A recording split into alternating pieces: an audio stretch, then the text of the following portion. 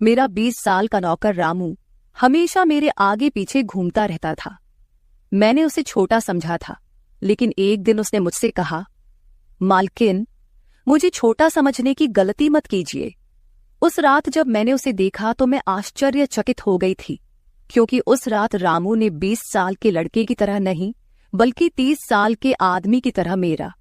Hello दोस्तों, आज की इस अनोखी कहानी में आप सभी का स्वागत है। जब से रामू मेरे पास सोने लगा था, तब से मेरे शरीर में बदलाव आने लगे थे। मुझे लगा था कि रामू छोटा है और उसे कुछ समझ नहीं आता होगा, लेकिन धीरे धीरे उसके असली रंग मुझे दिखने लगे।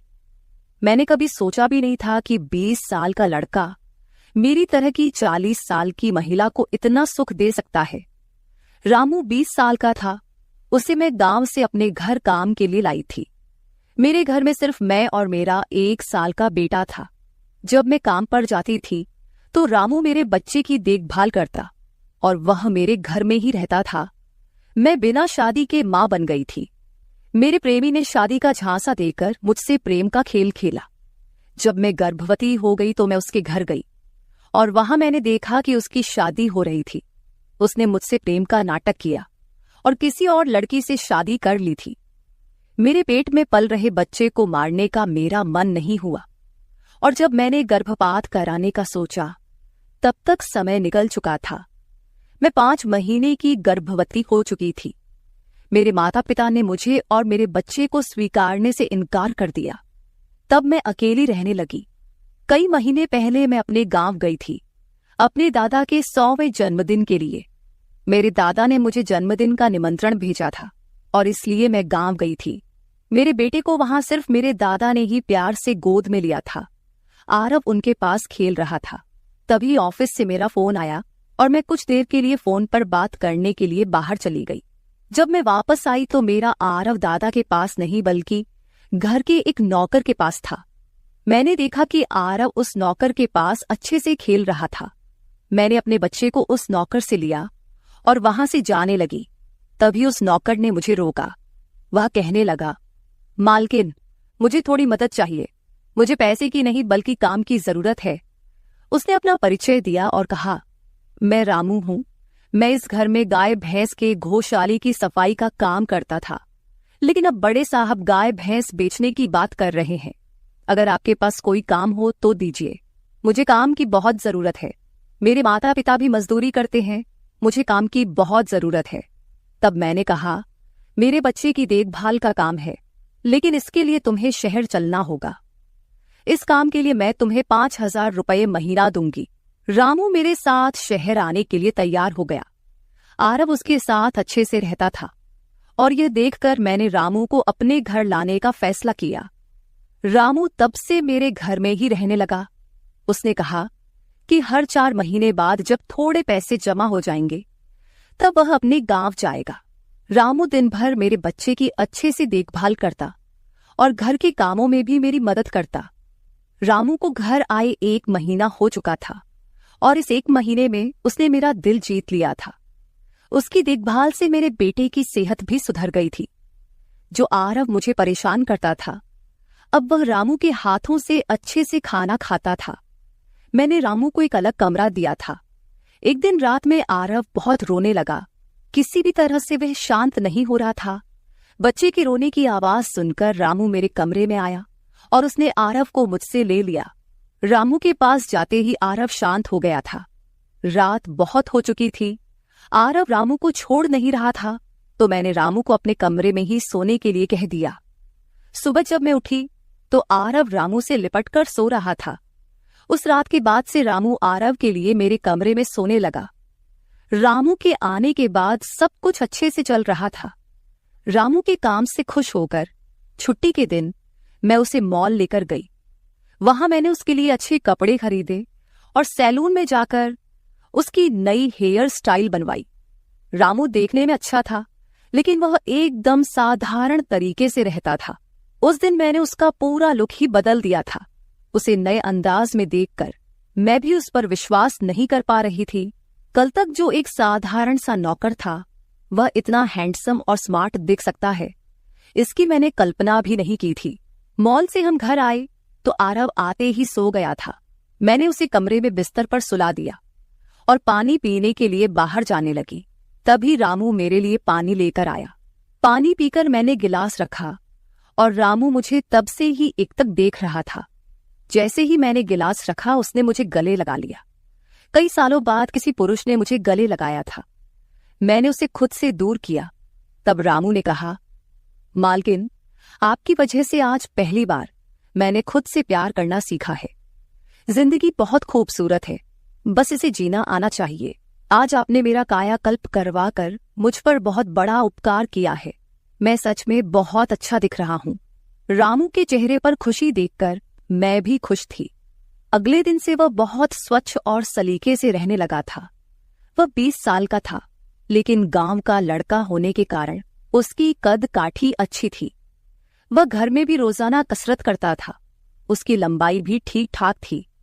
मैंने उससे उसकी पढ़ाई के बारे में पूछा था, लेकिन उसने कहा कि अब उसका पढ़ाई से मन उठ गया है। हर सुबह ऑफिस जाने से पहले मैं अपने बच्चे को दुलार कर ऑफिस के लिए निकलती थी। आज जब मैं ऑफिस के लिए निकलने से पहले आरव को चूमने गई, तब वह रामू की गोद में था। अचानक आरव ने अपनी गर्दन घुमाई और मेरे होंठ रामू के गाल पर जा लगे। मुझे बहुत शर्मिंदगी महसूस हुई। मैंने उससे माफी मांगी और ऑफिस के लिए निकल गई। शाम को जब मैं घर आई, तब भी मैं रामू की आंखों में नजर नहीं मिला पा रही थी।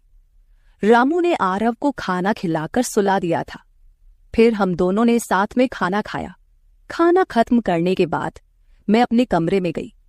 वहां मैं अपनी दवाइयां ले रही थी। मुझे माइग्रेन की समस्या थी, उसी की दवा मैं ले रही थी। दवा लेने के बाद भी मेरा सिर बहुत दर्द कर रहा था। मैं अपने कमरे में सिर पकड़कर बैठी हुई थी। कुछ देर बाद रामू कमरे में आया। मुझे इस हाल में देखकर उसने पूछा कि क्या हुआ। जैसे ही उसे पता चला कि मेरा सिर दर्द कर रहा है, उसने मेरे सिर की मालिश शुरू कर दी। रामू की मालिश से मुझे आराम मिल रहा था। धीरे धीरे मुझे गहरी नींद आने लगी। उस रात मुझे बहुत अच्छी नींद आई थी। अगले दिन हमारे ऑफिस में ट्रेडिशनल डे का फंक्शन था और इसके लिए मैंने गुजराती लुक अपनाने का फैसला किया। मैंने घाघरा पहन लिया था, लेकिन स्कर्ट का नॉट बांधने में मुझे दिक्कत हो रही थी। तब मैंने रामू को कमरे में बुलाया और उससे नॉट बांधने को कहा। नॉट बांधते समय उसका हाथ मेरी खुली पीठ पर से गुजर रहा था। मैंने उसे छोटा समझा था, इसलिए मैंने उसे यह काम करने के लिए कहा था। मेरे पास और कोई विकल्प भी नहीं था। तैयार होकर जब मैं जाने लगी तो रामू ने मुझे रोका और अंदर से काजल लेकर आया। उसने मेरे कान के पीछे काजल लगाया और कहा, मालकिन, अब आपको किसी की नजर नहीं लगेगी। आप बहुत सुंदर लग रही हैं। उसकी बात सुनकर मैं हंसी और चलने लगी। उस दिन शाम को जब मैं घर आई तो मेरे साथ मेरी एक सहेली और उसका प्रेमी भी आया। रामू ने आज बहुत अच्छा खाना बनाया था। मेरी सहेली प्रिया 4-5 दिन मेरे घर रुकने वाली थी। अगले 3 दिन उसका प्रेमी भी मेरे घर पर था। अगले दिन रात को रामू ने खाना बनाया और प्रिया और उसके प्रेमी को खाने के लिए बुलाया, लेकिन वे दोनों कमरे में ही ड्रिंक कर रहे थे। प्रिया तो बहुत ज्यादा पी चुकी थी। वह खाना खाए बिना ही सो गई। उसका प्रेमी रोहन हमारे साथ खाना खाने बैठा। उसने कहा, प्राची, तुम प्रिया से भी ज्यादा सुंदर हो। रोहन के बोलते ही रामू उसे गुस्से से देख रहा था। खाना खत्म करने के बाद रोहन अपने कमरे में चला गया। उसके जाते ही रामू मुझसे कहने लगा, मालकिन, आपके ये कैसे दोस्त हैं? मुझे उस आदमी की बात बिल्कुल भी अच्छी नहीं लगी। तब मैंने रामू से कहा, मैं तुझे घर के सदस्य की तरह मानती हूँ। इसका यह मतलब नहीं कि तू मेरे मेहमानों से कुछ भी कहे। तेरा काम है आए हुए मेहमानों की सेवा करना, इसलिए तू सिर्फ वही कर। बाकी मुझे कुछ सिखाने की जरूरत नहीं। रामू को डांट कर मैं अपने कमरे में चली गई। मैंने उसे डांट दिया था, फिर भी वह मेरे लिए पानी लेकर आया। तब मैंने अपनी दवा ली और पानी पीकर सो गई। आज रामू मेरे कमरे में सोने नहीं आया था, ऐसा मुझे लगा। लेकिन सुबह जब मेरी आंख खुली तो मैंने उसे अपने बगल में पाया। सुबह मेरी आंख खुली तो मेरे सामने प्रिया थी। वह बहुत गुस्से में लग रही थी। रामू को मेरे सामने लाया गया। उसके हाथ में प्रिया की ओढ़नी बंधी हुई थी। प्रिया ने कहा, तुम्हारे इस देहाती नौकर ने मेरे प्रेमी का हाथ तोड़ दिया है। रामू बस सिर हिलाता रहा और बोला, मालकिन, मैंने कुछ भी नहीं किया। रात को रोहन साहब नशे में थे, तभी उनका संतुलन बिगड़ गया होगा और वे गिर गए होंगे। रामू भला रोहन साहब पर हाथ क्यों उठाएगा? प्रिया अब भी नशे में लग रही थी, ऐसा मुझे लगा। रामू ने मेरे लिए उन दोनों से माफी मांगी। प्रिया और रोहन तभी वहां से चले गए। रामू मुझसे भी माफी मांगने लगा।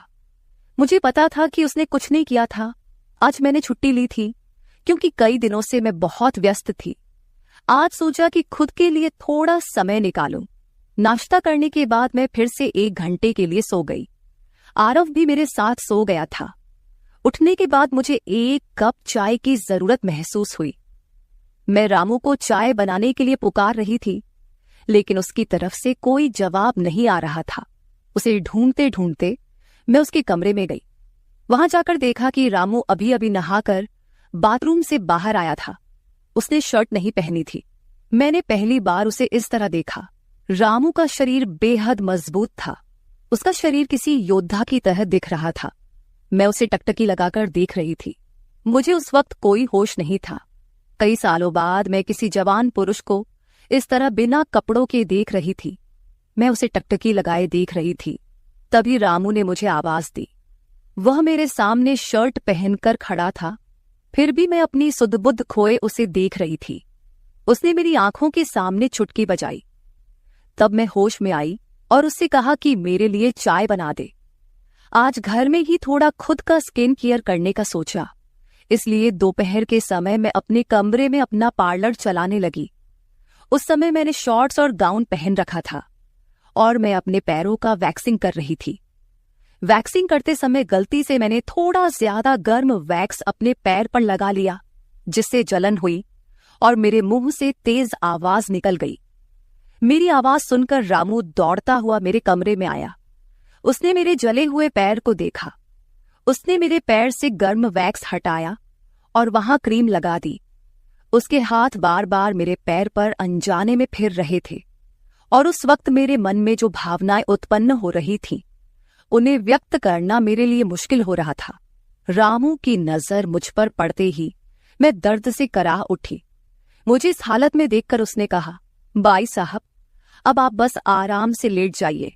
आपको जो भी करना है मुझे बताइए, मैं आपकी मदद कर दूंगा। मैंने उसे मेरे दूसरे पैर का वैक्सिंग करने को कहा। रामू ने जैसा मैंने बताया वैसा ही किया। उसने मेरे चेहरे की मसाज भी कर दी। उसके स्पर्श से मुझे बहुत आराम मिला। आज का छुट्टी का दिन मेरे लिए आरामदायक बीता। रामू में हर गुण भरा हुआ था। वह किसी भी काम में पीछे नहीं था। आज रात मैंने उसे मेरे कमरे में सोने के लिए मना कर दिया। दिन भर मैं घर में नहीं होती, कम से कम रात को तो मुझे मेरे बच्चे के साथ अकेले समय बिताना चाहिए। हर बार रामू का आना मुझे पसंद नहीं था, इसलिए मैंने उसे कमरे में सोने के लिए मना कर दिया। इस तरह दिन बीतने लगे। कुछ दिनों तक रामू के बिना आरव रात को सो नहीं पाता था, लेकिन धीरे धीरे उसने रोना बंद कर दिया। मुझे अपने अंदर कुछ बदलाव महसूस होने लगे थे। सुबह उठते ही मेरा शरीर बहुत दुखने लगता था। अचानक ये सब क्यों हो रहा है, समझ नहीं आ रहा था। कुछ दिनों में मेरी शारीरिक पीड़ा इतनी बढ़ गई कि मुझे बिस्तर से उठने की भी इच्छा नहीं होती थी। तब मैंने ऑफिस से 1 हफ्ते की छुट्टी ले ली। कुछ दिनों आराम किया, शायद थोड़ा ठीक हो जाऊं। अब पूरा वक्त आरव रामू के साथ रहता था। जब उसे भूख लगती तो वह बीच बीच में मेरे पास आ जाता। आज मैं अपनी कमर पकड़कर बैठी थी। रात को रामू पानी लेकर मेरे कमरे में आया। मेरी कमर पर हाथ देखकर उसने समझ लिया कि मुझे बहुत तकलीफ हो रही है। रामू ने कहा, बाई साहब, अगर आपको कोई आपत्ति ना हो तो मैं आपकी कमर की मालिश कर देता हूं। मेरी कमर इतनी दुख रही थी कि मैंने उसकी मालिश के लिए हाँ कर दी, लेकिन उससे पहले मैंने अपने कमरे की लाइट बंद कर दी। छोटे 0 बल्ब की रोशनी में मेरी कमर उसे नहीं दिखेगी, इसलिए मैंने कमरे की बड़ी लाइट बंद करके 0 बल्ब जला दिया। वह जब मालिश कर रहा था मुझे बहुत आराम मिल रहा था। मालिश करने से मेरी पीड़ा जैसे झट से गायब हो गई थी। मालिश करते समय रामू ने मुझसे पूछा, बाई साहब, आपको आरव के पिता की कभी याद नहीं आती? आप इतनी सुंदर और जवान होकर भी अभी तक अकेली क्यों हैं? उसके सवाल का मेरे पास कोई सही उत्तर नहीं था। मैंने उससे कहा कि शायद तुम्हारे सवाल का उत्तर मेरे पास नहीं है। उस सवाल पर वहीं विराम लग गया। रामू की मालिश से मुझे अच्छी नींद आ गई थी। अगले 2 दिन बाद वह तारीख थी जब मैंने अपने प्रेमी से मुलाकात की थी।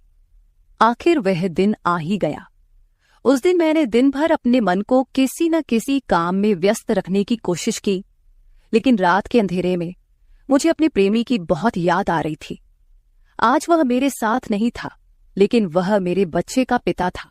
आरव को देखकर मुझे रोज उसकी याद आती थी और आज मैं अपनी भावनाओं को छुपा नहीं पाई। मैं अपने कमरे में जोर जोर से रोने लगी। आरव पास में सो रहा था, इसका भी मुझे ध्यान नहीं रहा। मैंने आज अपनी दवाइयां भी नहीं ली थीं। रामू पानी लेकर मेरे कमरे में आया। मुझे रोते हुए देखकर उसने मुझे पानी पिलाया।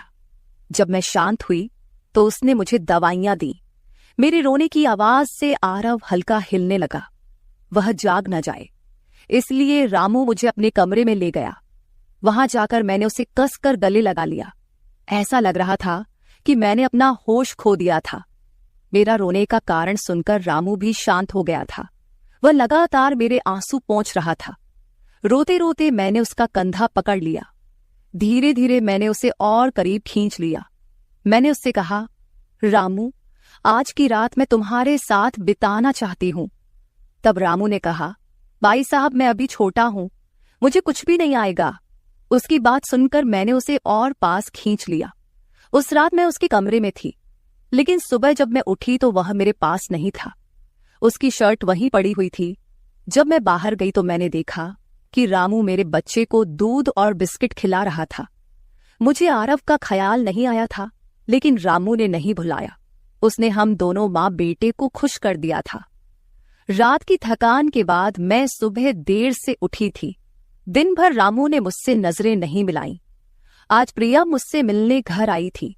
वह रामू की तरफ देख भी नहीं रही थी। रामू ने उसे पानी दिया और कमरे से बाहर चला गया। थोड़ी देर बातें करने के बाद प्रिया जाने लगी। जाते समय उसने मुझसे कहा, जितनी जल्दी हो सके अपने नौकर को यहां से निकाल दो। वह दिखने में जितना मासूम लगता है उतना है नहीं। उसकी बात का मैंने खास ध्यान नहीं दिया। रोज की तरह रात को खाना खाने के बाद रामू ने मुझे पानी का गिलास मेरे कमरे में लाकर दिया और उसने आरव को भी सुला दिया था। आरव आज बाहर हॉल में झूले में सो रहा था। रामू उसकी देखभाल कर रहा था।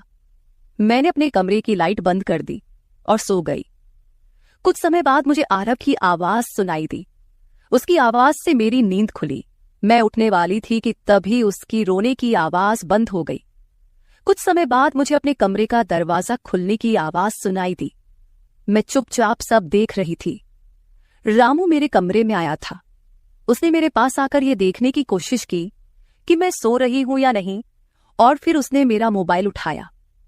उसकी वह खोजबीन देखकर मैंने जल्दी से कमरे की लाइट ऑन कर दी। मुझे जागता हुआ देखकर वह चौंक गया।